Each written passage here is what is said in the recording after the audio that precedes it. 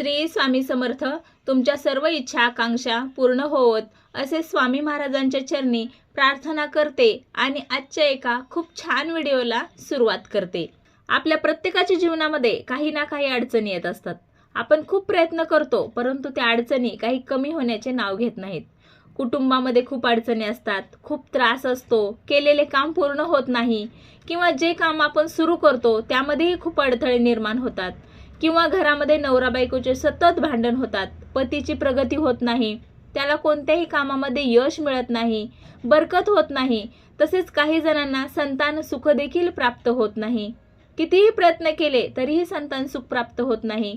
किंवा काही जणांच्या डोक्यावरती खूप कर्ज असतं, ते कर्ज काही केले फिटत नाही, घरामध्ये पैसा टिकत नाही, घरात सुख समृद्धी नांदत नाही, घरात नकारात्मकतेचा सतत वास असतो, सकारात्मकता तुम्हाला जाणवत नाही, आपल्याला सतत अस्वस्थ वाटतं, आपल्याच घरामध्ये आपल्याला थांबूसं वाटत नाही.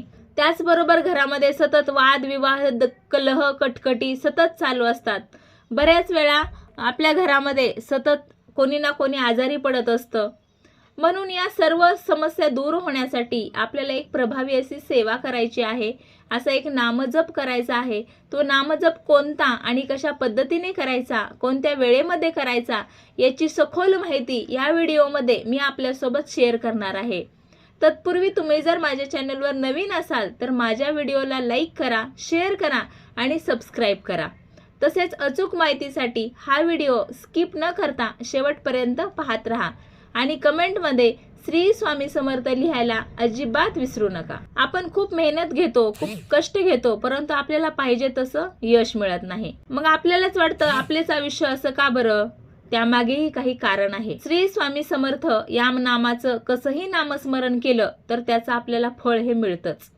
म्हणजे पहा, शेतात आपण जेव्हा बी पेरतो तेव्हा त्याचं तोंड कोणत्याही बाजूला इकडे तिकडे पडलेलं असतं, परंतु कालांतराने त्याला जेव्हा त्याच्या तोंडातून मोड येतं तेव्हा ते मोड कोणत्याही बाजूला उगवतं, पण काही वेळानंतर ते जमिनीच्या वरती येतच. त्याचप्रमाणे नामस्मरण कसेही केलं तरी त्याची नाम घेणाऱ्याची योग्य दिशेने प्रगती करून त्याला योग्य मार्गाला आणून सोडेल. म्हणून या नाममंत्राचं सतत नामस्मरण आणि जप आपण नेहमी केला पाहिजे. भरपूर वेळा आपण खूप प्रयत्न करून आपल्याला पाहिजे तसं यश मिळत नाही किंवा फलप्राप्ती होत नाही. आपण एक गोष्ट लक्षात ठेवायची आहे की श्री स्वामी समर्थ माऊली आपल्याला कधीच काही कमी पडू देणार नाहीत. भरपूर वेळा आपण देवाकडे हट्ट करत असतो, आपण रडत असतो की मला ही गोष्ट मिळाली नाही. आपण फक्त एवढंच लक्षात ठेवायचं आहे की एखादं लेकरू आईकडे हट्ट करत असतं, मला हे पाहिजे, मला ते पाहिजे, तेव्हाच आई लेकराला ती गोष्ट देत असते.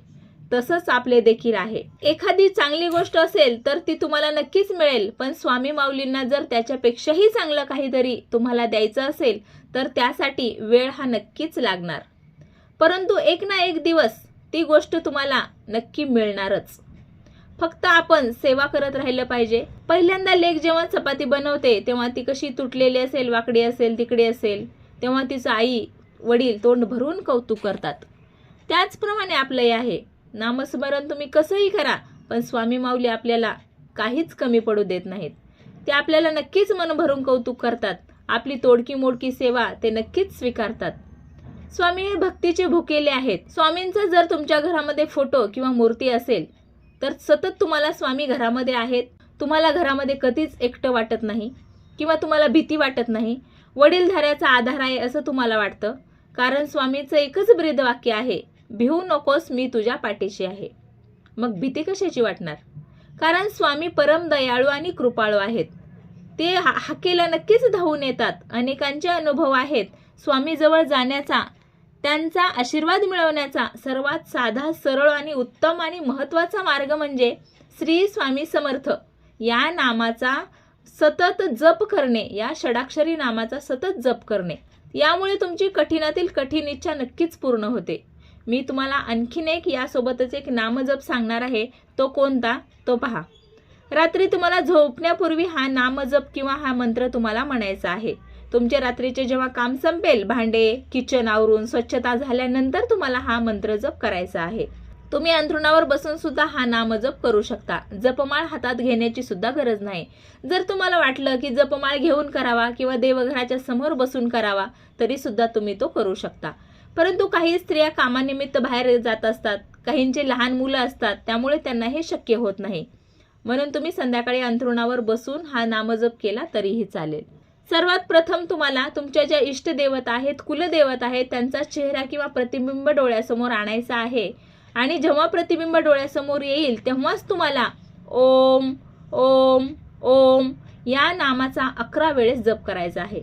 तुम्ही 108 वेळेस सुद्धा करू शकता किंवा जेवढं तुम्हाला शक्य आहे तेवढ्या वेळेस तुम्ही हा नामजप केला तरीही चालेल. यानंतर तुम्हाला डोळे बंद करून तुमच्या मनातील इच्छा तुमच्या मनामध्ये सांगायची आहे.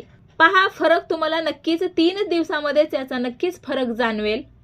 ही सेवा कोणीही करू शकतं, म्हणजे पुरुष करू शकतात, स्त्री करू शकता किंवा तुमच्या घरातील लहान मुले सुद्धा करू शकतात. हा नामजप केल्यामुळे तुमच्या कठीणातील कठीण इच्छा 3 दिवसामध्येच पूर्ण होण्यास सुरुवात होते. किंवा हा नामजप तुम्ही अखंड सुद्धा करू शकता, सतत किंवा दररोज सुद्धा करू शकता.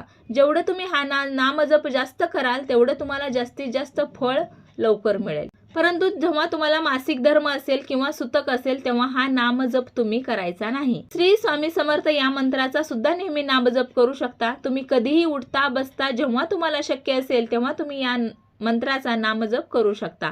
हा नामजप जसा जसा वाढत जाईल तसं तसं तुम्हाला या नामजपाची प्रचिती आणि फळ जास्तीत जास्त मिळेल.